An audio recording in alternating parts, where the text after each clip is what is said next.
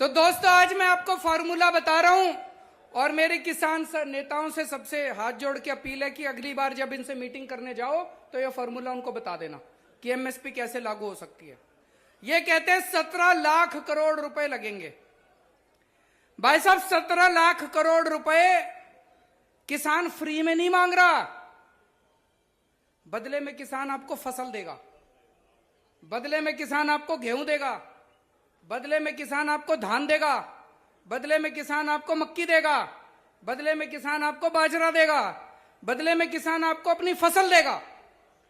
तो केंद्र सरकार फसल के बदले में एमएसपी के ऊपर किसान को 17 लाख करोड़ रुपए देगी और सरकार के पास 17 लाख करोड़ की फसल आएगी। सरकार उस 17 लाख करोड़ की फसल को मार्केट में बेचेगी तो बेच के पैसा तो आएगा सरकार के पास।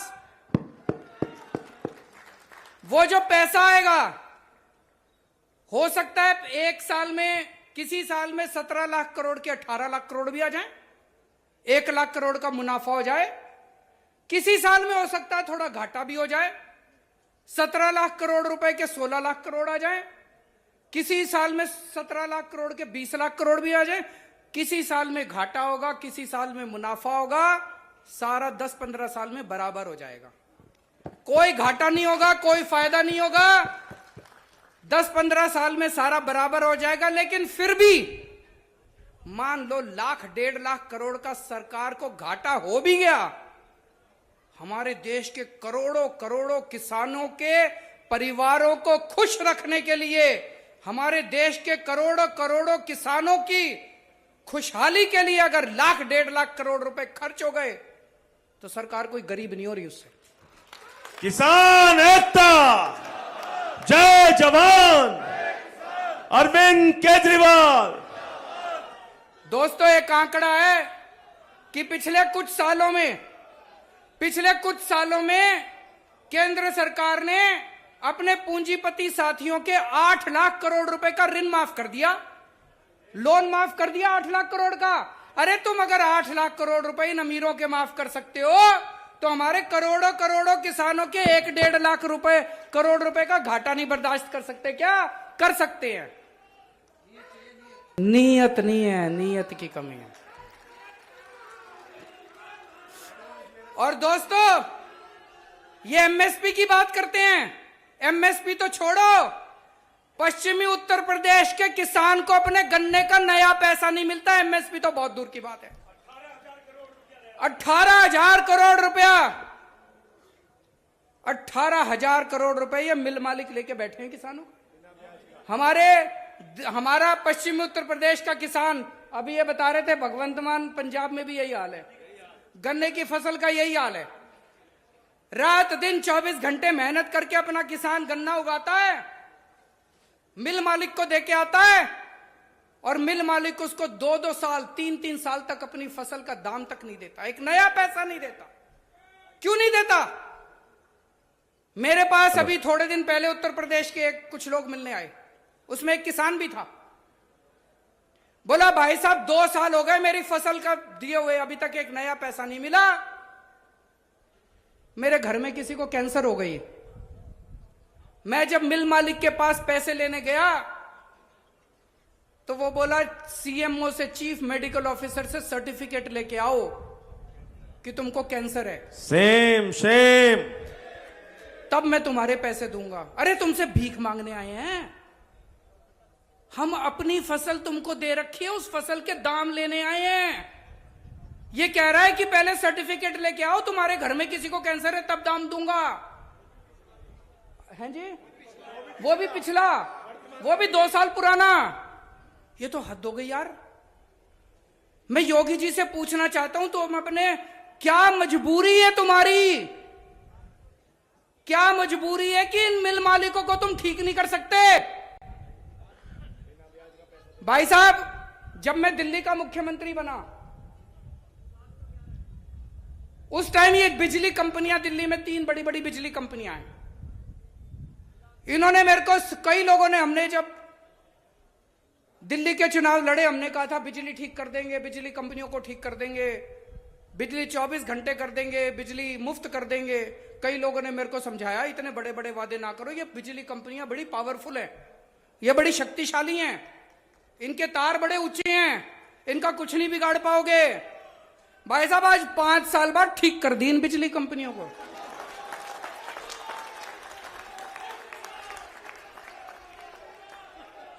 ये चू नहीं करती। पहले दिल्ली में 7-7, 8-8 घंटे के पावर कट लगते थे, 20-20 हजार रुपए के बिजली के बिल आते थे। आज 24 घंटे बिजली आती है और 0 बिजली का बिल आता है।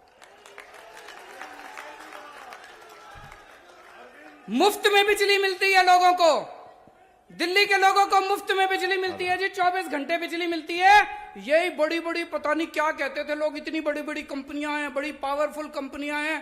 केजरीवाल जी ये काबू में आने वाली नहीं है, काबू में कर दी। और ये चीनी की कंपनियां तो छोटी छोटी कंपनियां हैं। भाई साहब कह रहे हैं पैसे खाते हैं इनसे। ये इन पता खावे मिल वालों पता खावे, फिर बात क्यों बढ़ावांगे? मिल वालों पता पैसे जहां मंत्री का। मैं पूछना चाहता हूं योगी जी, आपकी क्या मजबूरी है कि आपकी पूरी की पूरी सरकार इन चीनी मिल मालिकों के सामने घुटने टेक के बैठी है?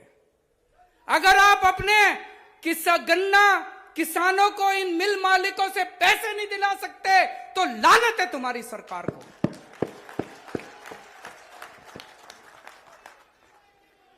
दोस्तों दिल्ली वालों ने, दोस्तों अगर दिल्ली की बिजली कंपनियां ठीक हो सकती है तो यूपी की चीनी मिलें भी ठीक हो सकती है। अरविंद केजरीवाल। फर्क केवल यह है सही नीयत वाली सरकार लानी पड़ेगी, अच्छी नीयत वाली सरकार लानी पड़ेगी।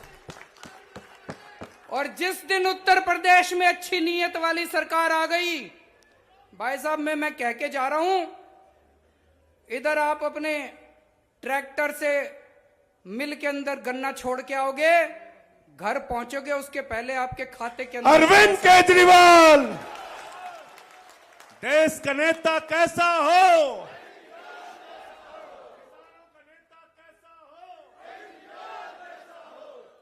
और ये गारंटी है, ये हो सकता है कि आप अपने गन्ने को छोड़ के आओगे मिल के अंदर, घर पहुंचोगे उसके पहले आपके खाते के अंदर पैसा आ जाएगा।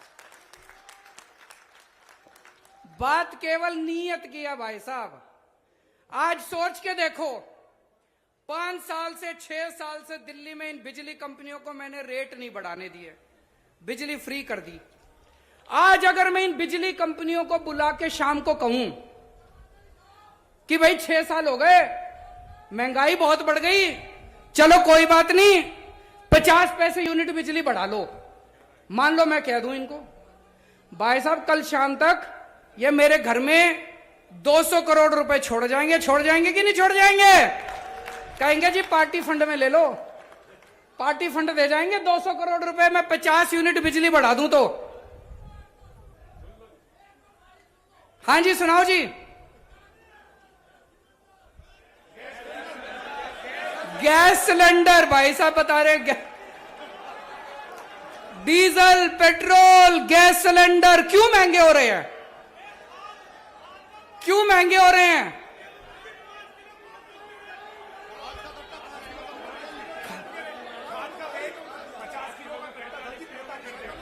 खाद का कट्टा 50 किलो से 45 किलो कर दिया नहीं कर दिया? रेट बढ़ा दिया और वजन कम कर दिया। सारी चीजों में भाई साहब एक ही चीज है, मैं तो छोटा सा आदमी हूं, कल तक मेरे को कोई जानता नहीं था, एक ही चीज सीखा हूं 6 साल में, आपका सबका बेटा हूं, आपका सबका छोटा भाई हूं, आप लोगों की दया से, आप लोगों के प्यार मोहब्बत से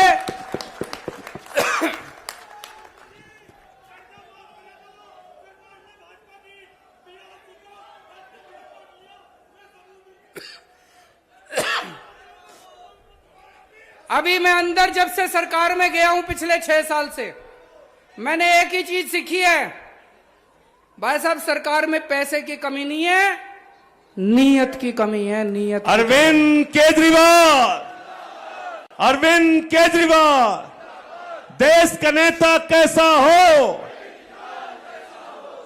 अच्छी नीयत की सरकार ले आओ, 50 किलो का कट्टा 55 का हो जाएगा। गैस के दाम भी कम हो जाएंगे, पेट्रोल के दाम भी कम हो जाएंगे। और ये जो पश्चिमी उत्तर प्रदेश के, पूरे उत्तर प्रदेश में इन्होंने ट्यूबवेल के 25,000 रुपए लेने चालू कर दिए। 25,000 25,000 बिजली बताओ का तुम बिल। किसानों से बिजली के 25,000 रुपए लेके गांवों में मीटर लगा दिए। दिल्ली के अंदर भाई साहब 75% जनता की बिजली मुफ्त है। दिल्ली के अंदर 75%। अरविंद केजरीवाल, अरविंद केजरीवाल, तो किसान एकता। तो अच्छी नीयत वाली सरकार ले आओ, जैसे दिल्ली वालों ने अच्छी नीयत वाली सरकार करी थी।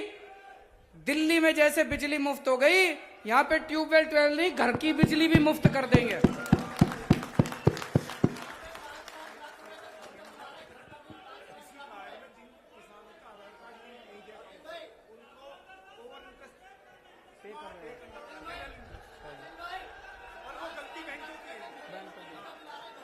बहुत सारी समस्याएं हैं जी, चारों तरफ से आवाज उठ रही सिलेंडर लेके है। आ। किसानों की जिस तरह से समस्याएं इन्होंने कर रखी है, सिलेंडर लेके आ गए उधर। वो भाई साहब सिलेंडर ले आए गैस का।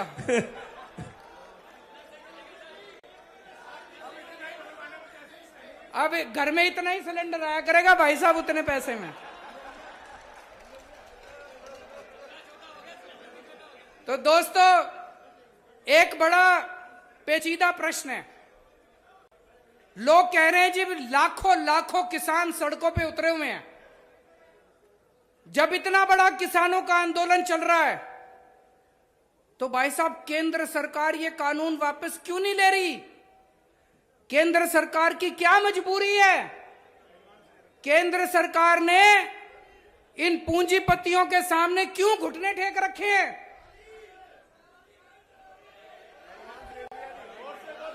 वो कह रहे हैं भाई साहब एडवांस ले रखा है इन्होंने, बयाना ले रखा है इन्होंने, बयाना उठा रखा है इन्होंने।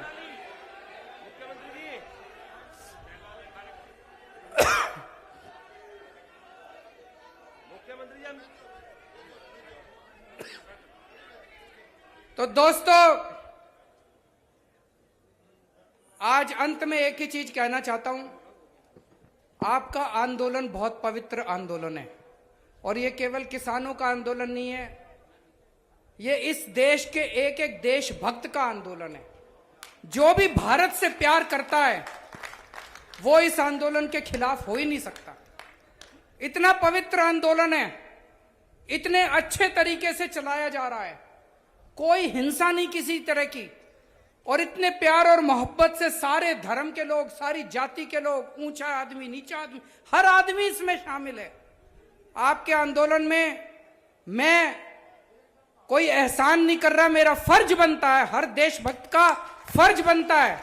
और आज मैं ये कहने के लिए आया हूं कि आपका बेटा, आपका छोटा भाई पूरे तन मन धन से आपके इस आंदोलन में शामिल है, और मैं उम्मीद करता हूं कि ये सरकार को अंत पंद में किसानों के सामने झुकना पड़ेगा। चौधरी चरण सिंह अमर रहे, चौधरी चरण सिंह अमर रहे।